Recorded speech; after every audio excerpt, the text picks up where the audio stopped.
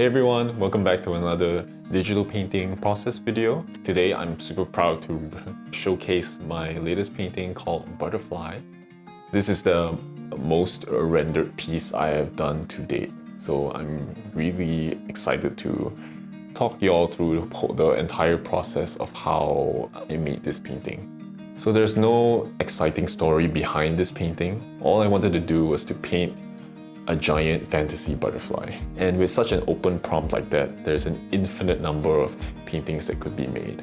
So to narrow it all down, I started the painting the only way I knew how, and that is to do a few thumbnails. So let's dive right in and I'll walk you through the whole process of this painting. So here we are in Clip Studio Paint, which is the program that I like to use to paint and draw. My first few thumbnails are more like warm-up thumbnails, and it's rare that I would use these as a basis for the final painting. In this first drawing, I really like the way that movement is conveyed, especially through like the flying particles and these swooshy trees. So I decided to focus in on this concept with the second thumbnail. I have this reference picture of this pretty grass, which I think would do very well as like a foreground element.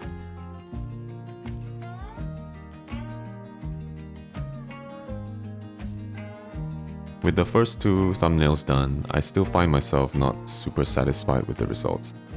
What I disliked about them is that the butterfly carries kind of the same amount of weight as the rest of the elements in the thumbnail.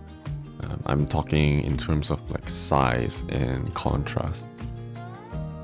Since I'm experiencing some difficulty here, I decided to take off some of the pressure and do the thumbnails with just line art instead.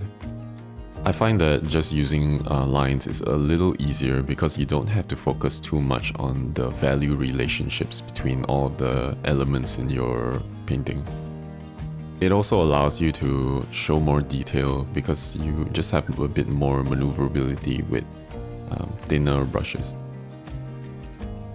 You can see here that I'm still kind of struggling. I'm trying out many different compositions, a central composition, one with the butterfly off to the side. I even dabbled back into the value compositions. And finally, after quite a few thumbnails, I'm starting to feel a bit more warmed up. The details and shapes start to flow a little bit more naturally, and I was able to come up with slightly better compositions. I really like this thumbnail on the top right, but I feel like it didn't really serve the butterfly very well because the butterfly is so small in the frame, and I want it to be the main star of the show. But things are starting to look up, and I'm feeling a bit more confident with the compositions that I'm coming up with.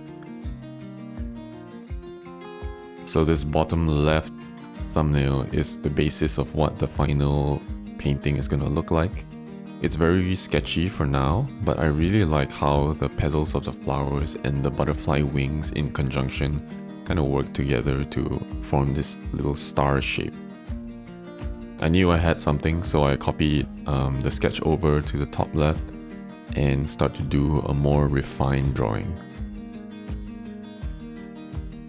As you can see, I got a little carried away and put in a lot more detail than I usually would when it comes to thumbnails, but I had a lot of fun. And since I did these thumbnails in line art instead of like black and white shapes, I kind of have to do another step in my process, which is to do some color sketches. I was so focused in getting the composition and the drawing right that I didn't really have time to think about what the overall mood or lighting or colors are gonna be. So here I have the same drawing in 4 little boxes, and they're gonna be spaces where I can experiment quickly with different color palettes and like value hierarchies. So the first sketch is my go-to color palette. It's probably what I'm most comfortable with, and it's also like the most obvious. But I know like this painting had a lot more potential, and I really wanted to push myself to try some new lighting scenarios, so I decided to move on and try a different one. So with the next sketch, I was going for more of a dreamy look. I have these reference pictures which I am basing my color choices off of. For this look, I kept everything really bright and airy and avoided darker colors for the shadowy areas. I was pretty happy with the result, but this wasn't really my style. I prefer more of a contrasty and saturated look, so I decided to try one more color palette.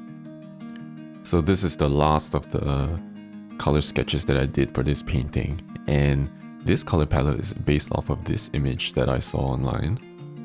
And I really like the desaturated and dark greens, and they contrast very well with these warm oranges. I'm really happy with this version, and it's the one that I decide to work on for the final painting. I think this just shows how important it is to do a bunch of thumbnails and sketches in order to get a good foundation for a big painting like this.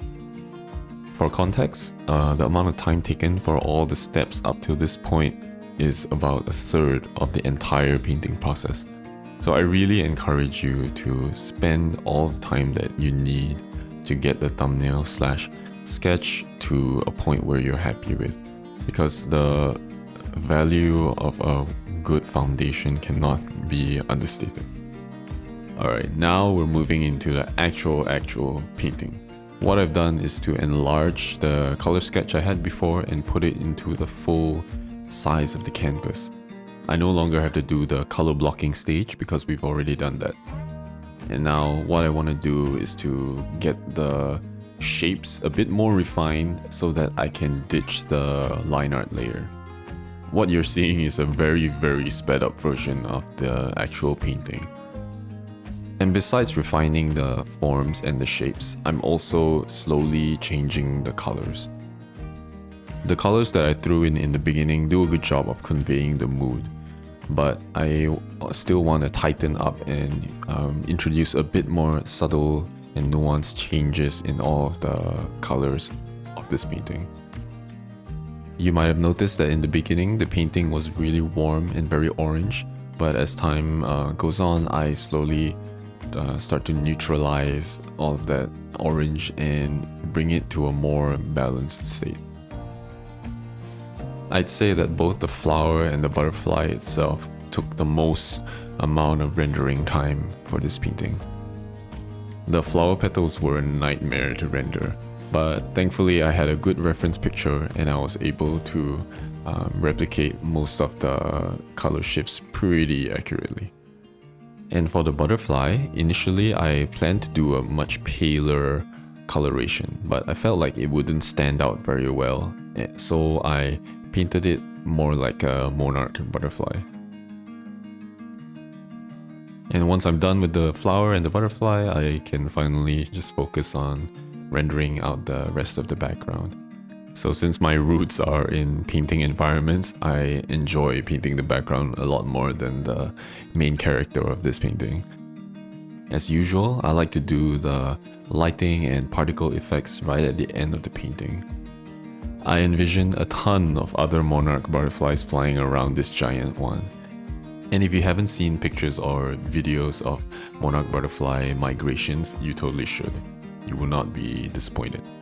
It was easy to paint the little butterflies. I just had to paint a few detailed ones and then I just added a bunch of orange spots in the background. And yeah, after that, I brought the painting into Photoshop to do some final color tweaks. I'm sorry I didn't have any video footage of that process, but here's the final painting. I hope you learned something, or at least just enjoyed watching this painting come together. If you liked the video, I'd appreciate it if you gave it a thumbs up. And if you're in the mood for something similar, check out this video of me talking through my process of painting a giant snake in a mangrove forest. And as usual, I'll see you in the next video. Bye bye.